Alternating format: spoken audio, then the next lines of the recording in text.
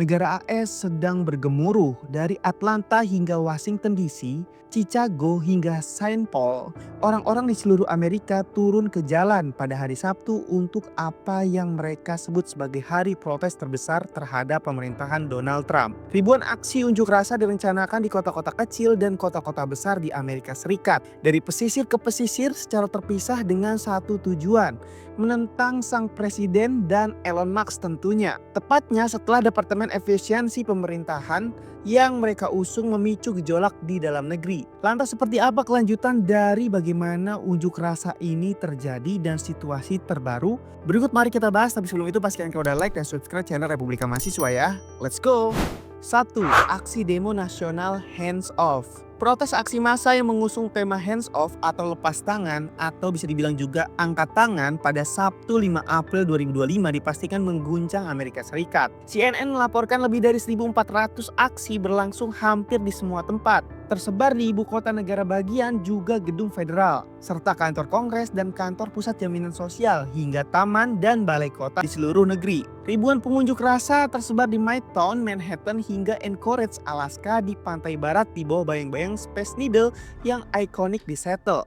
Para pengunjuk rasa membawa spanduk bertuliskan slogan-slogan seperti melawan oligarki. Mereka dengan jelas menyerang tindakan Trump dan Elon Musk, sesuatu yang dibahasakan oleh gerakan pro-demokrasi sebagai tanggapan atas pengambil alihan secara paksa hak dan kebebasan Amerika. Pengunjuk rasa juga meneriakkan yel-yel saat mereka turun.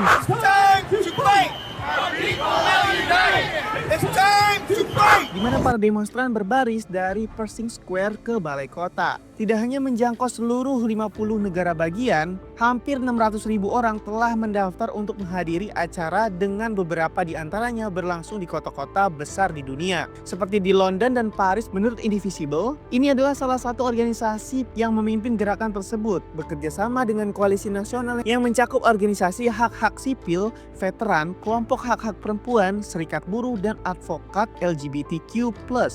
2.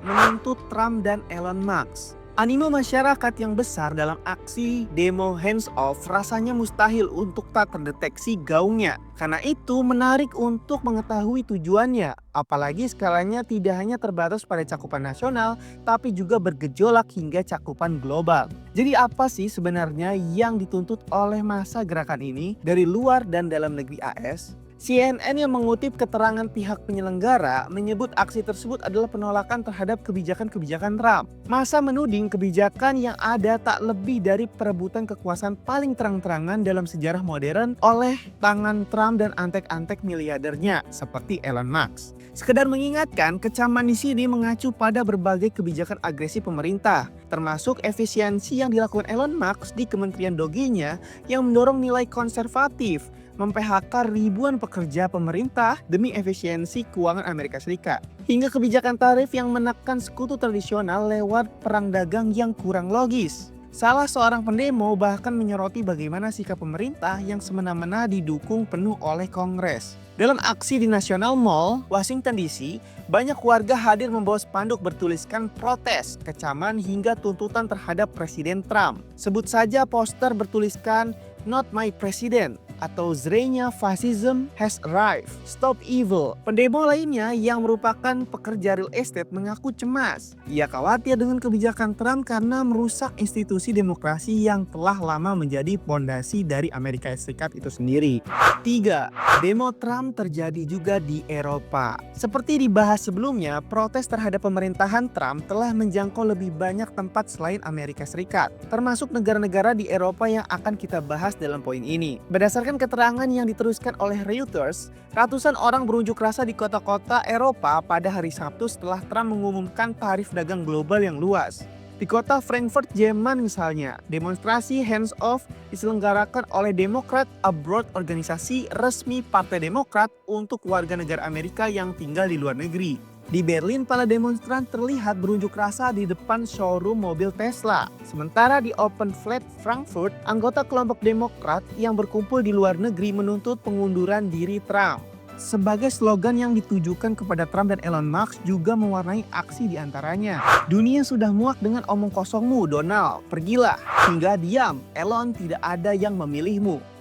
Di Paris, sekitar 200 orang yang sebagian besarnya warga Amerika berkumpul di Place de République untuk memprotes Trump. Beberapa orang menyampaikan pidato untuk mengecam presiden. Dengan pengunjuk rasa melambaikan spanduk bertuliskan "Selamatkan Demokrasi". Protes terhadap Trump dan Elon juga diadakan di London dan Lisbon. Di ibu kota Inggris, ratusan orang berkumpul di Trafalgar Square memegang tanda bertuliskan "Jangan sentuh Greenland" dan "Jangan sentuh Ukraina" sambil mendengarkan pidato yang mengkritik tentang Trump.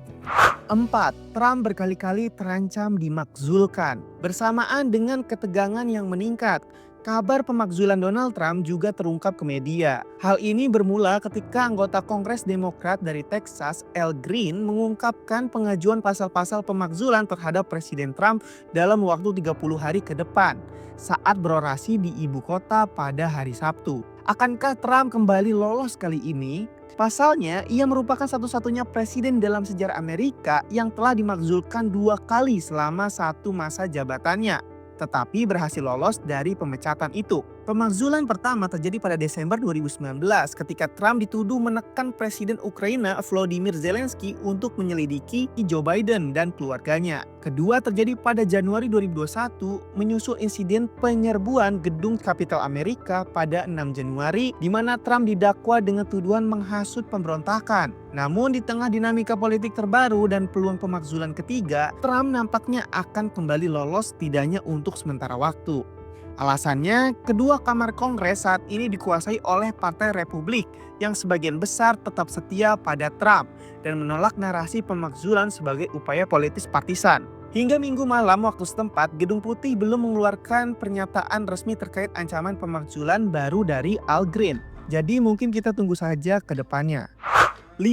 Elon Musk akan mundur dari pemerintahan Trump. Sementara kabar pemakzulan Trump masih simpang siur, nasib Elon Musk di ranah pemerintahan sepertinya telah menemui titik akhir. Menurut laporan yang dihimpun CNBC, Donald Trump telah memberitahu anggota kabinetnya bahwa Elon Musk akan segera pergi dan kembali ke sektor swasta. Sekretaris Pers Gedung Putih, Karoline Leavitt, memberikan keterangan pada hari Jumat, menyebut Elon Musk dan Presiden Trump telah secara terbuka menyatakan bahwa Elon akan meninggalkan layanan publik sebagai pegawai pemerintah khusus ketika pekerjaannya yang luar biasa di Kementerian Doge AS itu selesai. Hanya saja tidak jelas apakah Elon pergi sebelum atau setelah mandatnya selesai. Mengingat laporan tersebut tidak menjelaskan secara rinci sebelumnya, Trump menyeratkan Elon akan segera meletakkan jabatannya sebagai kepala Doge dalam beberapa minggu mendatang pada 31 Maret di hadapan media. Dia harus menjalankan perusahaan besar pada suatu saat. Dia akan kembali, kata Trump. Saya akan mempertahankan selama saya bisa mempertahankannya, ia menambahkan. The Guardian menyebut Elon menghadapi batasan ketat 130 hari memegang jabatan pegawai pemerintah khusus di Departemen Efisiensi AS Doge. Bila dihitung sejak pelantikan presiden, mungkin jabatan yang dimaksud akan berakhir pada akhir Mei. Masalahnya, pihak Gedung Putih pernah membantah rumor tersebut, menyebut Elon akan tetap di sini. Protes bertajuk Hands Off menunjukkan penolakan terhadap pemerintahan Trump terus menguat dan ancaman pemakzulan menanti sang presiden di depan mata. Apalagi Trump rasanya telah memunculkan banyak musuh-musuh baru yang sebelumnya merupakan teman dari Amerika Serikat dengan ia memberikan tarif perang dagang. Nah, menurut kalian apakah jabatan Presiden Amerika masih akan tetap dipegang oleh Trump? Ataukah kali ini Trump melakukan kesalahan yang sangat besar hingga akhirnya ia bisa dimakzulkan oleh rakyat AS? Seperti yang telah terjadi kepada Presiden Korsel baru-baru ini.